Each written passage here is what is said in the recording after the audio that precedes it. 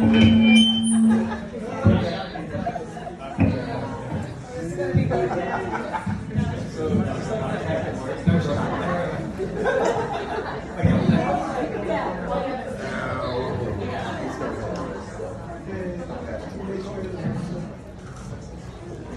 for a sec. I don't know. Okay. Oh, thank you. I'm not Emory phone. This thing's too tight. So, good evening everyone. My name is Philip Kim. And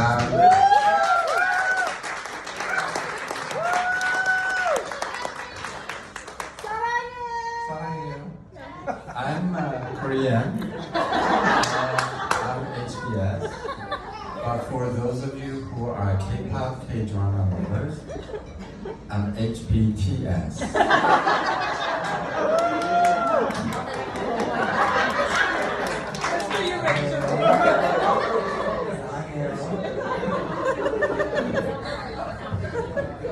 So, I'm a little confused, personally, because I got so excited that I was going to be performing at Yoshi's. And then they put me in this back room with a bunch of, who are you guys? I don't recognize you without the masks on.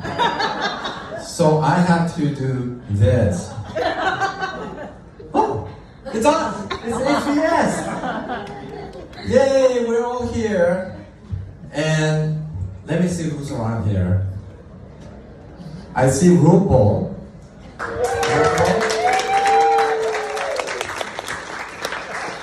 RuPaul is one of the organizers, and she's been traveling more. And she recently got back from Kabul.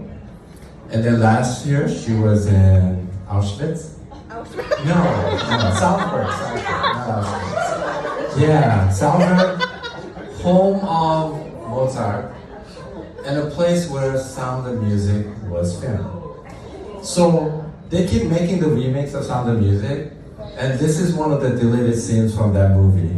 RuPaul!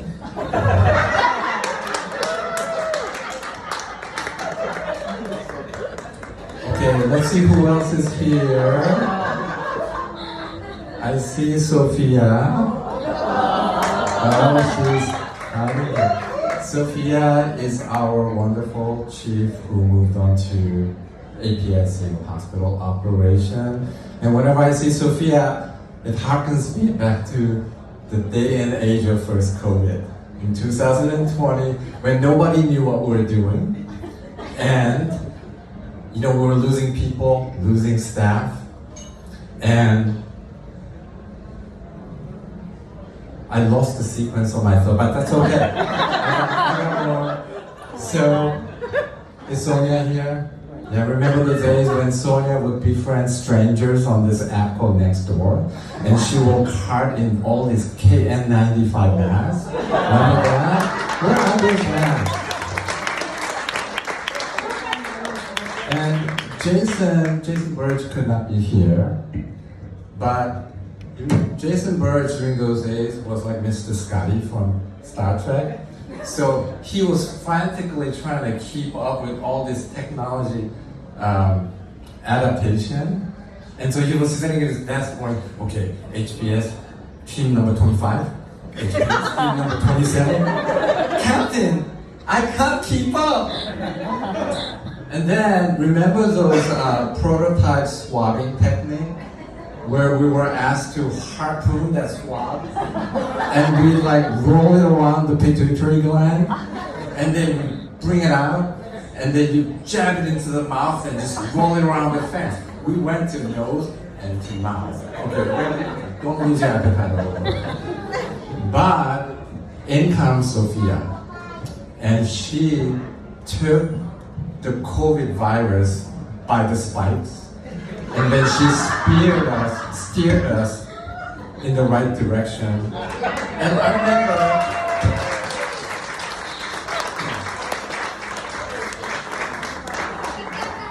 I remember all these weekly meetings we had, and when you look at the agenda, there's no good news.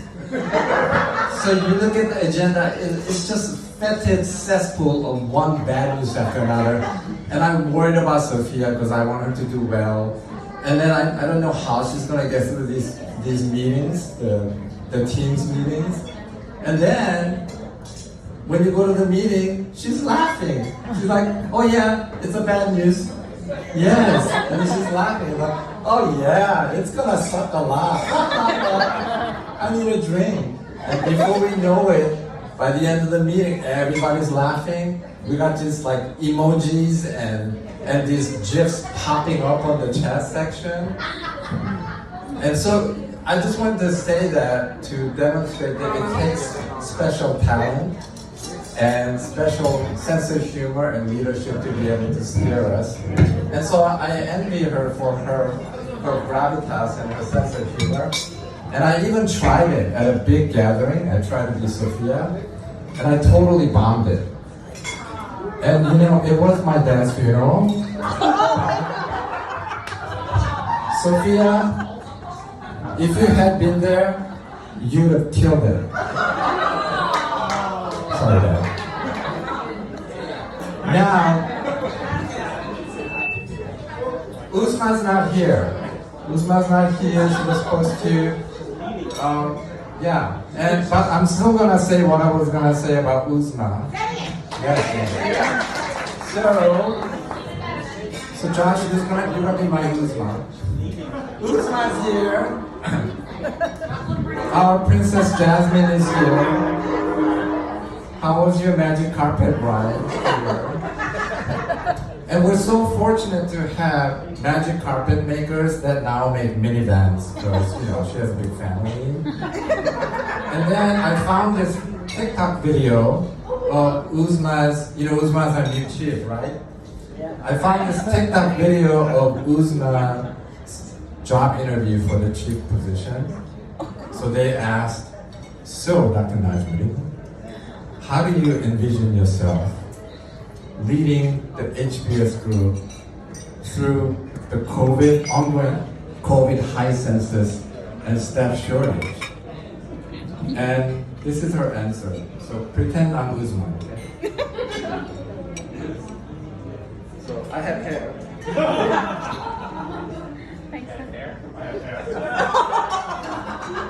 I can show you shining, splendid.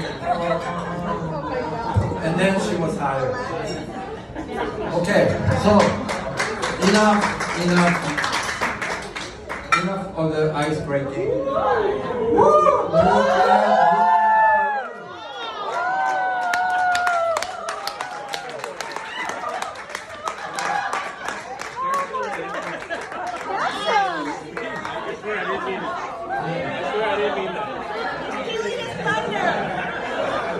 I feel a little underdressed. Since Hugh's late, I'm gonna say that if we had a yearbook as HBS, he's most likely to be voted the star of Magic Mike. But I don't know. I've never seen the movie, but somebody told me so. But on to the main event today. We're here to celebrate a friend, a colleague, and a wondrous career. We can all agree this is a very unique being, and one who wrote the fabric of our HBS identity from the beginning, and guided us with his intellect and enthusiasm, camaraderie, work ethics, and a mentor for many people, a wonderful teacher for the students, the house staff, and all our attendings. He's also one who is a role model for many people. And I can't think of anybody else personally who I would want to have next to me in the trenches of everyday HBS side by side. They never choke up. So, here's to the magnificent career and decades of dedication to patients, the organization, and also the community. So how about if you give a hand?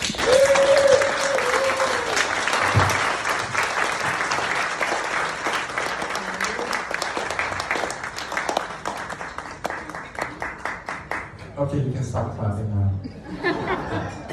But enough about Jeannie Yip.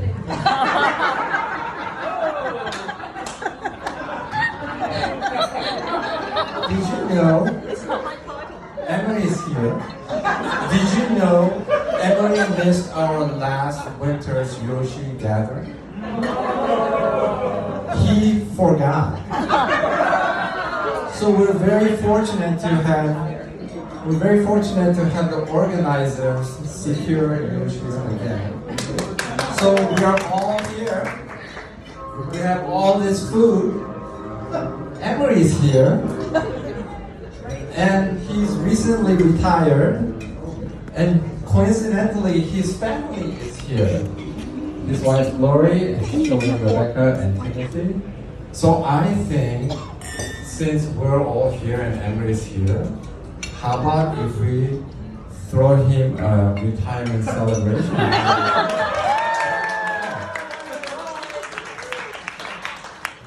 Awesome. So we have a lot of fun things on our agenda.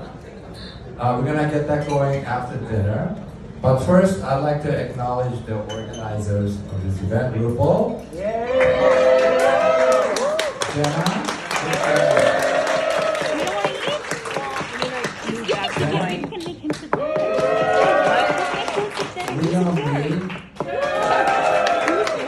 Leon has traveled far to help prepare for this event. And finally, Tony Wong, our artist.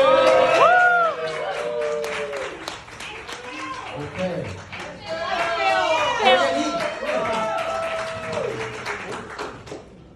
So, I hope it's a fun event, but I have a disclaimer. Because last year we celebrated Joe Panicali's retirement, right?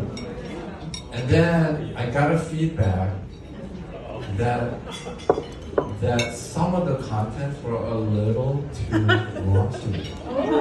And so I went back to the script from last year and I took a look at it. I'm not really sure what was offensive. You know, there's a story of Rachel Canning and the melon, but it was about fruit. Joe And then Panicali there forgot? was a story of Joe Panicali faking origami, but that's arts and craft. So I don't understand it, but we also have to be very sensitive. I want you to know whatever said in here comes from a good place in our hearts. I know Emory can take it all with a tank. And so, I hope you have a good time. This is a safe place outside of work. But just in case, I, and only I, okay, I've retained a lawyer. So I'm gonna have my lawyer come up here and make a statement on my behalf only. Is my lawyer here? Oh, Miss Rebecca Fong, Esquire.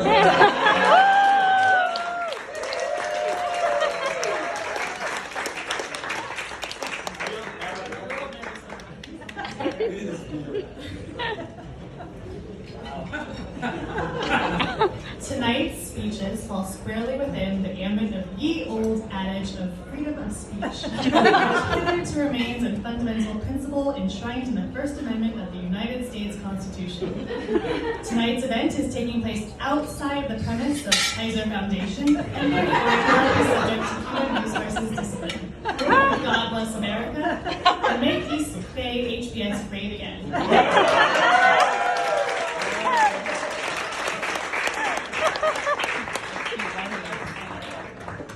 Thank you, Ms. Fong. She's not cheap. And then, you know what? I know. I forgot that I signed up for that lawyer thing. Every year we have to sign up. Yeah. I have that and I forgot. And then, just to be clear, the speech was generated by ChatGPT. Okay, so let's have a great time. I think it's gonna be a fun night, but you know, for boomers like Emory, I have to kind of explain it the way he would understand. So Emory, we're gonna party on Wang and party on Bar. Everybody's gonna Wang Chong tonight. You gotta cut loose, foot loose. So kick off your Sunday shoes. And it's okay for you to take a little nap if you're tired. Because when things matter, we're gonna wake you up before you go there. We're not planning on going solo. Okay, thanks. Eat up.